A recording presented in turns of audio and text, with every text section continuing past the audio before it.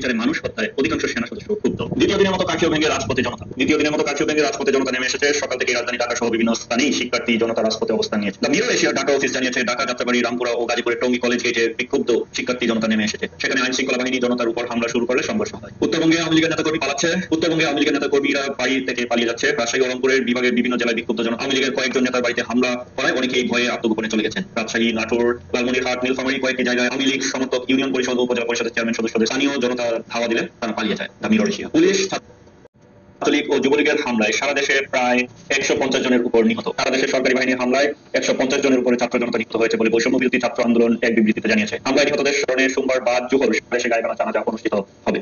Appeal বিভাগের রায় ঘোষণার পর সংগঠনটি 59 জন সমন্বয়ক ও সহ সমন্বয়ক এক যৌথ বিবৃতিতে রবিবার বলেন, কমপ্লিট শাটডাউন অব্যাহত থাকবে। আদালতে এই রায় পক্ষপাত দুষ্ট। পরবর্তীতে সরকার এই রায়কে যথেষ্ট ব্যবহার করতে পারে। সমন্বয়ক আব্দুল কাদের স্বাক্ষরিত এই বিবৃতিতে 9 দফার উল্লেখ করে বলা হয়েছে, সরকারের এই দাবিগুলো মেনে নিতে হবে অবিলম্বে। এতে বলা হয়েছে, প্রধানমন্ত্রী শেখ হাসিনাকে সব হত্যার দায় নিয়ে প্রকাশ্যে জাতির কাছে ক্ষমা প্রার্থনা করতে হবে। স্বরাষ্ট্রমন্ত্রী আসাদুজ্জামান, সড়ক ও যোগাযোগ মন্ত্রী ওবায়দুল কাদেরকে মন্ত্রিত্ব থেকে পদত্যাগ করতে হবে। দল থেকে বহিষ্কার করতে হবে। বিভিন্ন স্থানে হামলা ও হত্যার দায়ে ডিআইজি, পুলিশ কমিশনার ও পুলিশ সুপারের বরখাস্ত করতে হবে। অবিলম্বে সব শিক্ষা প্রতিষ্ঠান ও হল খুলে দিতে হবে। ঢাবি, জাবি, রাবি, উপাচার্য ও প্রক্টরের পদত্যাগ করতে হবে। ছাত্র জনতার উপর হামলা করে জড়িত পুলিশ, ছাত্রলীগ, যুবলীগ কর্মীদের আটক করতে হবে। হাজী সেলিমের শিল্প প্রতিষ্ঠানে আগুন। বিএনপির মহাসচিব মির্জা ফখরুল ইসলাম আলমগীরের গুলশান বাসার সামনে পুলিশ অবস্থান নিলেও তিনি গুলশানের বিএনপি চেয়ারপারসনের কার্যালয়ে চলে এসেছেন। তিনি গণমাধ্যমের সামনে ব্রিফ করবেন বলে বিএনপি সূত্রে জানা গেছে। এদিকে বিক্ষুব্ধ জনতা শিবগঞ্জে হাজী সেলিমের শিল্প প্রতিষ্ঠানে হামলা করে আগুন দিয়েছে বলে দ্য মিরর এশিয়ার ঢাকা অফিস জানিয়েছে।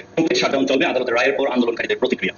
আপিল বিভাগের রায় ঘোষণার পর বৈষম্য নিরসন ও কোটা সংস্কার আন্দোলনের নেতাকর্মীরা জানিয়েছেন, আদালত কেবল একটি দাবি মেনেছে, বাকিগুলো সরকারের মানতে হবে। তারা দ্য মিরর এশিয়াকে জানিয়েছে, পুরো দাবি আদায় না হওয়া পর্যন্ত কমপ্লিট শাটডাউন চলবে। ফলে আদালত রায় ঘোষণার পরও আন্দোলনকারী রাজপথে ছিলেন। যাত্রাবাড়ি, শনিরাকড়ার বাড্ডা উত্তরে বিক্ষোভ চলছে। সেখানে বিক্ষোভকারীদের লক্ষ্য করে পুলিশ গুলি করছে বলে ঢাকা অফিস জানিয়েছে।